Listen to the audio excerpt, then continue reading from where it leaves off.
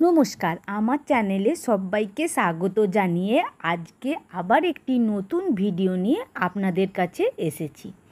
হিন্দুদের যত ধর্মগ্রন্থ আছে তাদের মধ্যে ভাগবত গীতা সর্বশ্রেষ্ঠ ধর্মগ্রন্থ।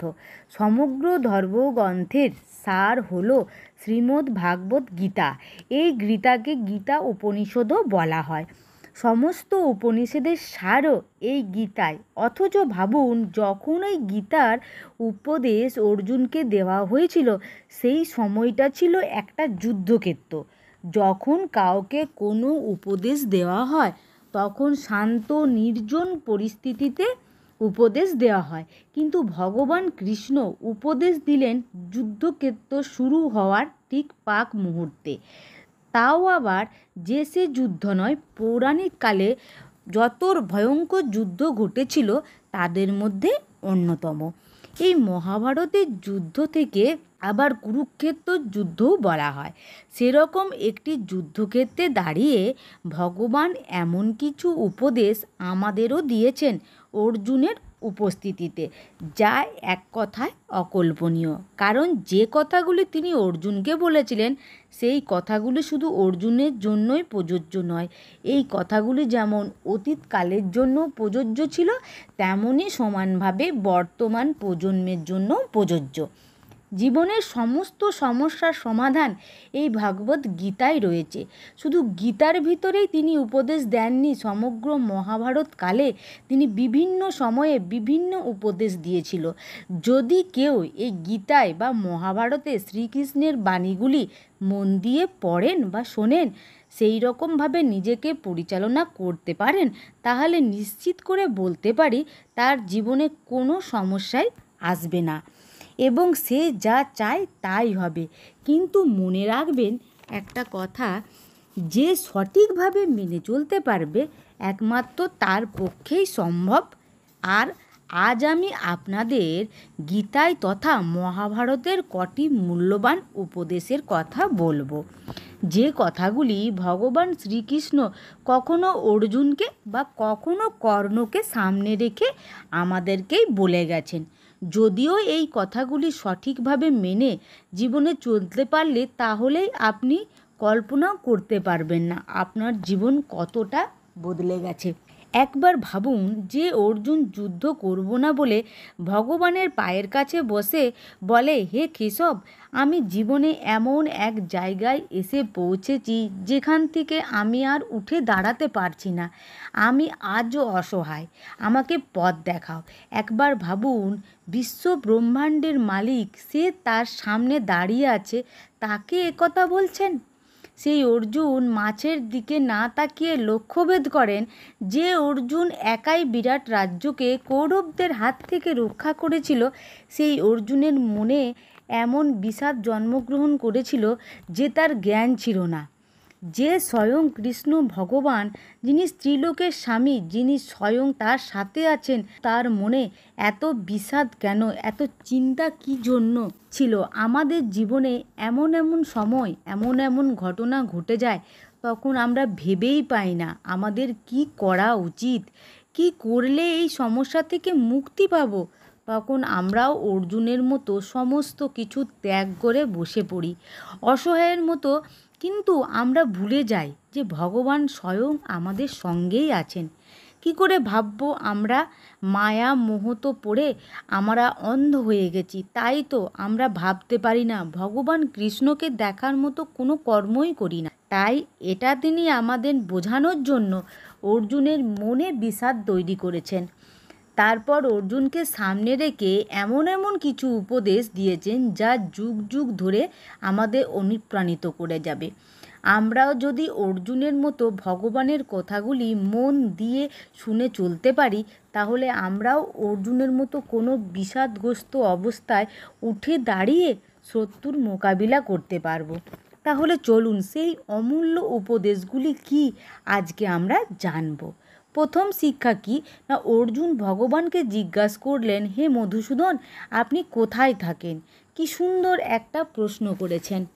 এই প্রশ্নটা আমাদের সবার মনের মধ্যে আছে। ভগবান খুব সহজেই বলতে পারতেন যে আমি দ্বারকায় থাকি, কারণ তিনি দ্বারকার রাজা।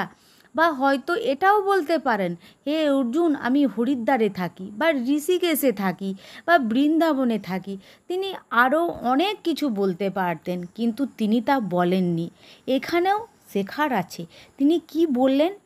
এই জগৎ সংসারে আমি প্রত্যেকটি প্রাণীর হৃদয়ে বাস করি। যেদিন কোনো মানুষ তার হৃদয়ে ভগবানকে দেখে নেবেন, সেদিন থেকে সেই মানুষ তার জীবনের প্রত্যেকটি লড়াইও জিতে নেবেন। লড়াই মানে সংঘর্ষ, কারণ জীবন মানেই তো সংঘর্ষ। লড়াইয়ে ভগবান প্রত্যেকটি জীবের মধ্যেই থাকে, সবাই তারই অংশ।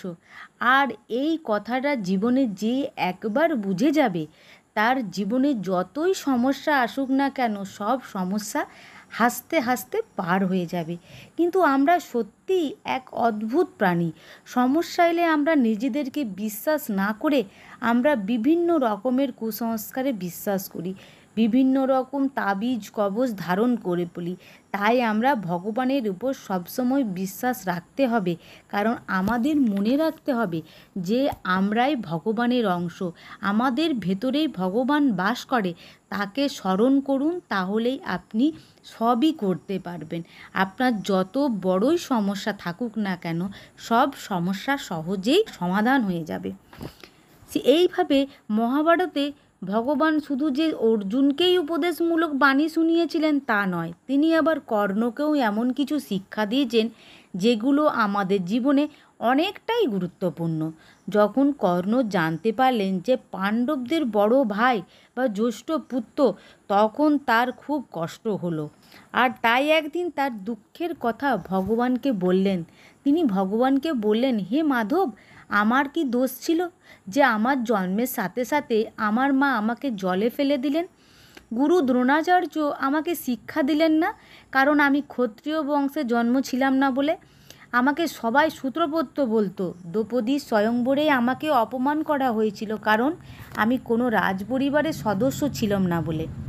আমাকে সব জায়গায় সব সময় অপমান করা হয়েছে। ভগবানকে কারণ জিজ্ঞাসা করলেন, হে কেশব, বলুন আমার এতে কি দোষ ছিল? আর এখানে ভগবান কর্ণকে যে উত্তর দিলেন, এখানেও কিছু শেখার আছে আমাদের। ভগবান বললেন, আমারও তো জন্ম কারাগারে। আমার জন্মের পর আমাকে বাবা মার থেকে আলাদা করে দেয়া হলো। গোয়ালার ছেলে হলাম আমি। যখন খুব ছোট, আমার ওপর হামলা করা হলো। বড় বড় রাক্ষস পাঠানো হলো আমাকে মারার জন্য। কি করিনি! গরু চড়িয়েছি, গোবর তুলেছি, মাখন চুরি করে খেয়েছি, আর তার জন্য আমাকে শাস্তি পেতে হয়েছে এবং চোর অপবাদ দেওয়া হয়েছিল। আর আমাকে হত্যা করার জন্য আমার মামা নানা রকম চেষ্টা করেছিল। তার জন্য আমি জীবনের অনেক লড়াই অনেক অংশে কম ছিল না। কি বলতে পারো, আমার জীবনের সাথে অন্যায় প্রচুর করা হয়েছে। এখানেও ভগবান কর্ণকে যে শিক্ষা দিলেন, সেটা আমাদের জন্য খুবই গুরুত্বপূর্ণ। জীবনে আপনি কতটা অপমানিত হলেন সেটা মহত্বপূর্ণ নয়, আপনি কিভাবে অপমানের জবাব দিলেন সেটা হলো মহত্বপূর্ণ। কর্ণ সারা জীবন তার অপমানের কথাই ভেবে কষ্ট পেয়েছেন, কিন্তু ভগবান শ্রীকৃষ্ণ কখনো তার অতীতকে দোষারোপ করেননি। কর্ণ শুধু পিছনের অতীতকে দেখে কষ্ট পেয়েছেন, আর শ্রীকৃষ্ণ শুধু অতীতকে ভুলে শুধু সামনে এগিয়ে গেছে। প্রকৃতি দুজনের সাথেই অন্যায় করেছে, কর্ণ সেটি ভোলেনি, ভগবান সেটা মনে রাখেনি। একজন যেটাকে মনে রেখে মনের মধ্যে ক্ষোভের বিকাশ জন্ম দিয়েছেন, আরেকজন সেটাকে অমৃত ভেবে মেনে নিয়েছেন। এখানে দুজনের মধ্যেই ছিল একটাই কাজ, স্বীকার করা বা মেনে নেওয়া। কৃষ্ণ নিজের নিয়তি মেনে নিয়েছেন, কিন্তু